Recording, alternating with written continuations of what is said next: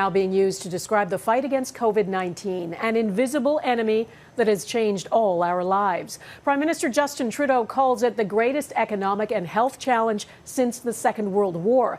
And the emergency aid plan being rolled out for individuals and businesses is the largest in Canadian history.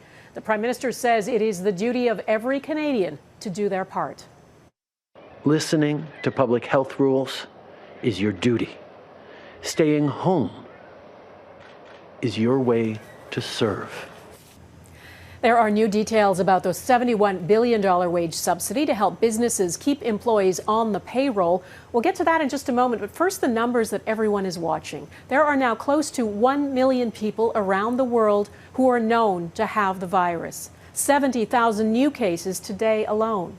Here in Canada, nearly 10,000 people have now tested positive. That's an increase of more than 1,100 over yesterday.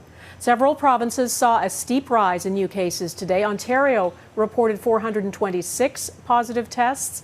That's double the number of new cases reported yesterday. Manitoba had 24 new cases. That is more than triple the previous day. And Quebec had 449 new cases. That's a big number, but it's actually down quite a bit from yesterday when the province confirmed 732 new cases, its highest single-day total. Those numbers don't paint the full picture. We know not everyone with symptoms is being tested. We know there's a backlog of tests and there's a lag time in getting results. And just because you haven't heard about cases in your community does not mean they don't exist. April promises a new wave of infections. And as Eric Sorensen reports, new facilities are already being built for the coming surge. It's an ominous sight. Urgent construction of an instant addition to the Joseph Brant Hospital in Burlington, west of Toronto.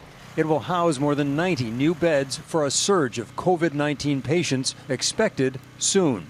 So far, many cases in the country have occurred in clusters. In Calgary, 4 residents of the Mackenzie Town Continuing Care Centre have died. There and across the country, outbreaks have revealed the vulnerability of seniors' homes. Even family must stay away. It's sad, says Quebec's premier, but it's a question of life and death. But so far, Canada as a whole has fared well. For the month of March, the single biggest surge was in Quebec about a week ago when the numbers shot up towards 4,000. That's largely explained by travelers coming back after the early March break and other trips. Now, Ontario also began to surge up towards 2,000, not as many as you might expect for the biggest province, but then Ontario has lagged behind in testing. For BC and Alberta, they did a lot of early testing, and their numbers have flattened out ever so slightly, a hopeful sign. Now, we bring those 4,000 number down to 200, and that's where the other provinces are, below that number. Saskatchewan has the highest number, but then Saskatchewan did a lot of testing. For the rest of those provinces, a steady rise for Nova Scotia, Manitoba, New Brunswick, even PEI. The one that stands out here is Newfoundland and Labrador. It is a smaller province, but it has the highest per capita number of cases in any province except for Quebec. And then finally, the Northern Territories, and luckily, up in the north, the numbers are still relatively low. But, say experts, April will test our resolve as a country. We're now in the thick of it, and this is going to be going on for several weeks. The virus is spreading. An outbreak among temporary foreign workers at Byland Nurseries in West Kelowna, BC. 14 tested positive initially. They're exempt from travel restrictions, deemed essential workers in Canadian agriculture. Any place where people have to be tightly placed together for sleeping purposes, for eating purposes, for accommodations, then you increase the risk. New facilities are being built or repurposed. The Convention Centre in Vancouver, the former Hôtel Dieu Hospital in Montreal, and the rush to put up that new field hospital in Burlington, Ontario. Facilities that may be needed as soon as they're ready. Eric Sorensen, Global News, Toronto. Part of the pandemic planning is what happens when it's over and how businesses that are on life support now can bounce back to full production quickly. That's what the federal wage subsidy is supposed to do. Businesses are desperate for details on how it will work, and today we got some. Our chief political correspondent, David Aiken, is taking us through them. David. Well, Donna, in its basic conception, the Canada Emergency Wage Subsidy sounds pretty straightforward. Is that it's going to be available for businesses, big and small, that are not publicly funded and have seen a 30% or more decline in gross revenues. That includes everything from bars and restaurants to charities and nonprofits. But then there's the details. The biggest one, when will this wage subsidy be paid? Answer, it will take 3 to 6 weeks. Businesses will get this subsidy from the Canada Revenue Agency and will have to show that their monthly revenue this year dropped by at least 30% compared to the same period last year. But what about those businesses that cannot make that comparison? A startup, for instance, that might have just started earning revenue this year, or a business that might operate on such thin profit margins that loss of revenue of even 5% could mean collapse. For a business that's just started up in the last year, we're working on how to deal with that. One way would be that they show us the previous month's revenue and show that the decline has happened. But we will have details on that situation and other situations in the coming days. The cost of this wage subsidy program will also be huge, an estimated $71 billion. That's about 3 times what the government spends on national defense in a year. And for a program that big, Parliament will have to approve. This is the largest economic program in Canada's history. So I've asked the House Leader and the Deputy Minister to reach out to the other parties about bringing back Parliament. This must be a Team Canada effort. Now, I'm not understating when I say business owners have been frantic to get the details of this program. I must have heard from a dozen of them today. Their biggest worry now is how to stay in business until this wage subsidy program kicks in, and that could be the middle of May. Donna? All right, David Aiken in Ottawa, thank you. There's also new detail about the second federal program being rolled out for people no longer getting a paycheck because of COVID-19. It's called the Canada Emergency Response Benefit. Applications open on April 6. If you select direct deposit, you should, we're told, receive pay within 3 to 5 days. If you opt for a check in the mail, you should get it within 10 days. The benefit will provide about $2,000 a month to those who have lost pay and will be available for 4 months. It is for those who do not qualify for employment insurance. Canadians who are already receiving EI benefits will continue to receive them and should not apply for the CERB. And here's a number. 2.1 million Canadians have applied for EI in the last 2 weeks. Well, we've talked about how bad things are economically in Alberta, but Newfoundland and Labrador is worse. That province is so short of cash, the Premier did something extraordinary. He wrote to the Prime Minister pleading for help, warning the province is out of time. Finances were bad before this pandemic, but now, as Ross Lord reports, Newfoundland and Labrador is on the brink of disaster. This Newfoundland oil refinery is halting production due to COVID-19. Oil prices have plummeted, sinking the market for jet fuel and propane, 2 of the refinery's main products. It's going to take about 5 days to shut it down safely. It'll be an idle mode. It could be 2 months, up to 5 months. Newfoundland and Labrador's problems run much deeper. Its operating deficit and overall debt were already the highest per capita in Canada. After the pandemic hit, finances became so desperate, Premier Dwight Ball wrote to the Prime Minister, saying without federal assistance, the province would be unable to pay its bills. The letter said, "We have no other recourse to raise the necessary funds to maintain the operations of government." Ball added, "Our province has run out of time." Support from the Bank of Canada allowed the provincial government to hold an emergency session of the House of Assembly and borrow $2 billion. At the time, the Premier brushed off the crisis. Can you cover payroll without that loan? We can. There's no question the province is in a very difficult situation, but we'll be covering payroll. Now, his plea to the Prime Minister is public. It's really just expressing where we as a province, where I would see it going, and the need for the federal government to look at Newfoundland and Labrador as a unique province. Ball suggests his province will need much more financial help after Canada emerges from the pandemic. Ross Lord, Global News.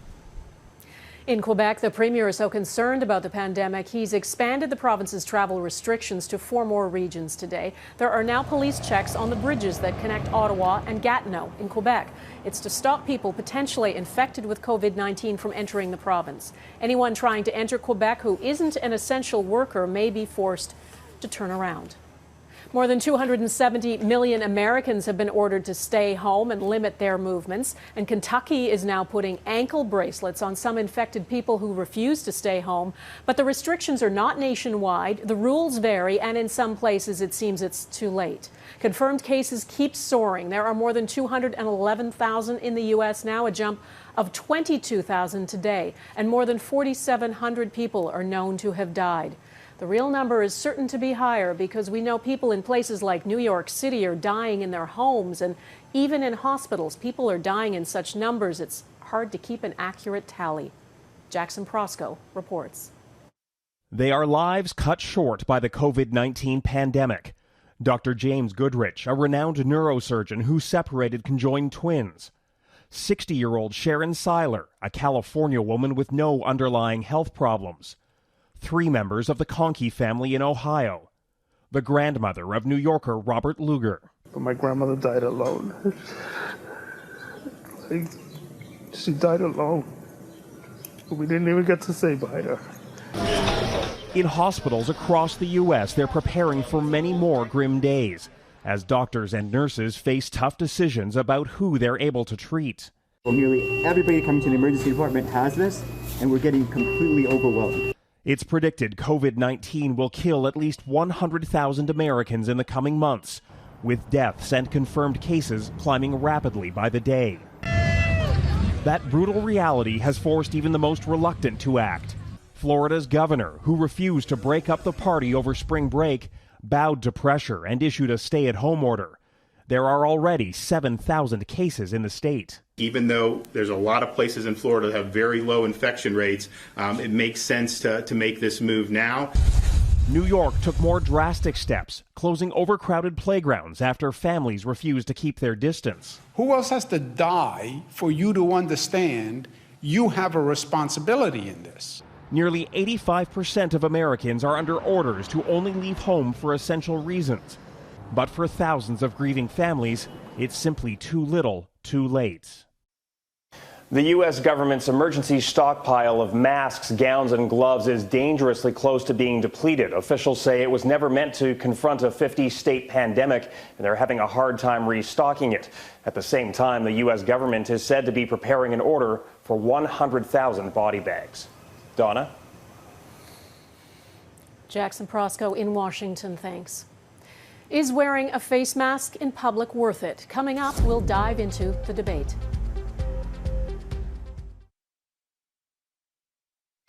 We know what works to protect us from this virus, staying physically distant, staying home, and washing our hands. But what about wearing face masks in public? We know the medical grade ones, the N95 masks, are in short supply and they must be saved for frontline workers. But what about more basic ones, even homemade masks? As Mike Armstrong reports, the thinking on that is evolving. It isn't that there are a lot of masks in Austria, they're almost everywhere. In fact, as of next week, by law, they'll be mandatory in all grocery stores. This probably should have been introduced from the start, this woman says. There are already 2 European countries forcing people to wear masks. This is the recent swearing in of the new government in Slovakia. In the neighboring Czech Republic, there's also a movement to spread the idea globally. Everyone. Of masks for all. I know. They may be told you that masks wouldn't protect you, but there are studies proving that even a homemade mask can be partially protective. Partially. Any protection is essential today. Now, the conclusions in the studies range from masks being a last resort to suggesting they should be a part of a pandemic response. In fact, even homemade masks worn by everyone could help slow transmission. Several Asian countries where mask use is already common have had more success controlling COVID-19. In South Korea, they had their first deaths about the same time as Italy. Their deaths are now about 100 times less. And they have the magic recipe of 4 things: testing, tracing, quarantine, and universal mask wearing. So far, there is no appeal for the Canadian public to wear masks. Governments right now are focused on the critical shortage of N95 masks. We do need to protect medical masks for medical professionals and other frontline workers. Now, there are questions about whether the public would use masks properly, but the U.S. Centers for Disease Control is already considering asking people to cover their faces in public. And at this Toronto hospital, there's an appeal out for homemade masks. They want to distribute them in the neighborhood to anyone who comes within 6 feet of others. The goal isn't only to protect the wearer, but the people around them as well. I protect you, you protect me. Mike Armstrong, Global News, Montreal. Tracking COVID-19. Still ahead is Canada keeping up with contact tracing.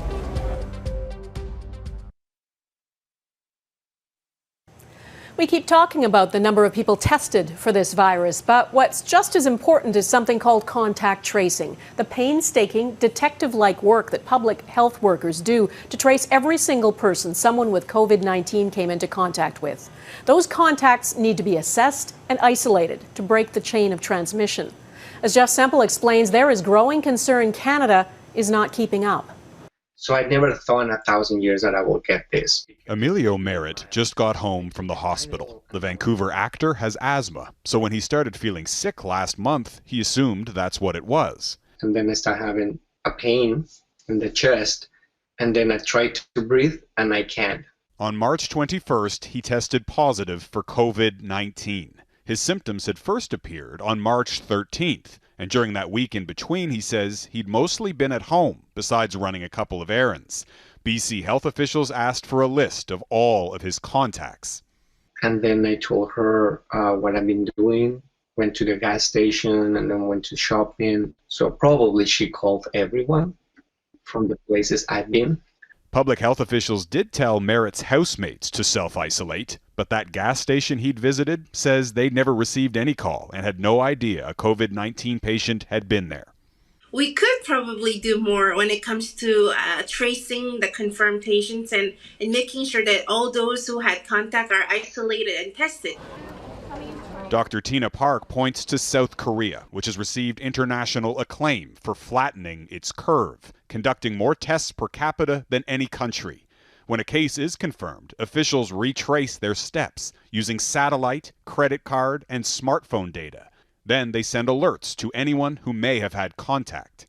Contact tracing is rather controversial because of concerns about privacy and individual data. To appease those privacy concerns, this Montreal company is developing an app that allows users to decide whether to share their location and receive alerts. You would be informed on your personal phone that over the course of the last, let's say, 14 days, you've been in contact with someone who has tested positive. Of course, that would be completely anonymous. The app should be ready in a few weeks, but it'll be up to Canadians and their governments to decide whether to use it.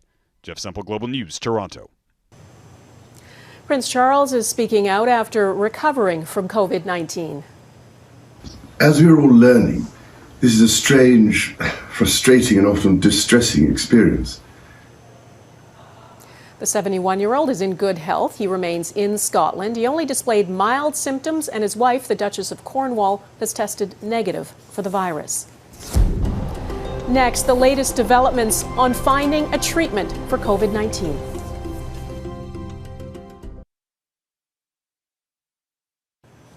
There is no approved treatment for this virus, but labs all over the world are working to develop some. Clinical trials are underway, and the American Federal Drug Administration has approved the use of 2 anti-malarial drugs, even though they are unproven. It's hoped the possible benefits will outweigh the risks. Heather Urix-West on the race to find a treatment. Hydroxychloroquine has been used for years to protect people from the devastating impacts of malaria.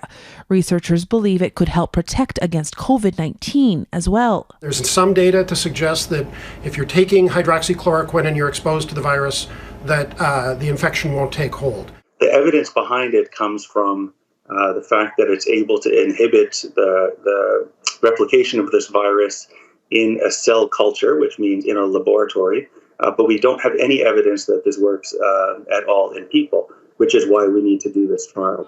Patients across Manitoba, Quebec, and Alberta are now being enrolled in the international clinical trial, one of several studies currently underway in this country as researchers search for a treatment that works. We have no therapies for COVID-19 specifically outside of high-quality hospital care.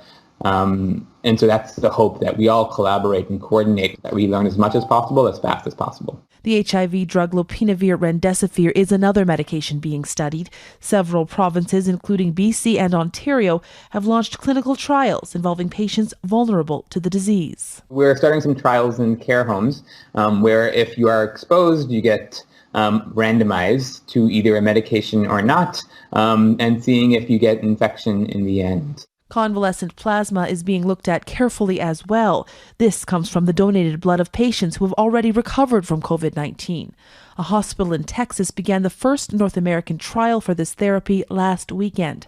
A Canadian trial expected to involve 1,000 patients will likely start in about a month.